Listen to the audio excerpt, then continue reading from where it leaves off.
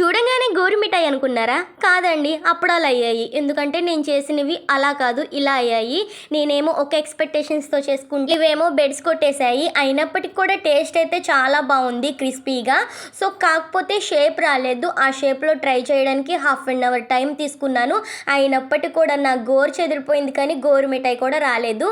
ఇంకా సరేలే, ఎలాగోలా ట్రై చేసినంత వరకు ట్రై చేసి ఇంకా ఈ మాదిరిగా అయితే వచ్చినాయి షేప్స్. మీరు కూడా చూడండి, ఇవైతే చాలా ట్రెండింగ్ అయిపోయినాయి అండి. ఇప్పుడు ఎలాగో సంక్రాంతి స్టార్ట్ అయిపోతుంది కదా, ఈ పొంగల్కి మీరేం పిండి వంటలు చేసుకున్నారో కామెంట్ సెక్షన్లో కామెంట్ చేయండి. సో ప్రాసెస్లోకి వెళ్ళిపోదామా?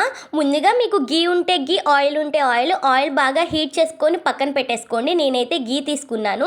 దానిలోనే గోధుమ పిండి ఉంటే గోధుమ పిండి, మైదా పిండి అయినా పర్లేదండి. మైదా పిండిది అయితే బాగుండిద్ది, కాకపోతే హెల్త్కి మంచిది కాదు కదా. సో నేనైతే గోధుమ పిండినే ప్రిఫర్ చేశాను. దానిలోనే కొంచెం బొంబాయి రవ్వ, సాల్ట్ అండ్ బేకింగ్ సోడా ఇవన్నీ వేసేసుకొని ఆయిల్ లేకపోతే గీ, నేనైతే గీ వేసుకున్నాను. ఇవన్నీ కూడా మిక్స్ చేసేసుకొని చపాతీ పిండి ఎలా కలుపుకుంటామో చపాతీ పిండిలాగా చేసుకొని, ఇంకా గోరు మిఠాయి మీకు షేప్ వస్తే చేసుకోండి, లేకపోతే నా అలాగనే తంటాలు పడుతూ చేసుకోండి. టేస్ట్ అయితే మాత్రం అద్భుతంగా ఉంది, చాలా చాలా ఉంటుందండి, బాగుండిద్ది. ట్రై చేయండి, క్రిస్పీగా బాగుండిద్ది. ఈ సంక్రాంతికి అయితే మీకు బెస్ట్ ఆప్షన్ ఏదన్నా ఉంది అంటే ఈ గోరు మిఠాయినేనండి.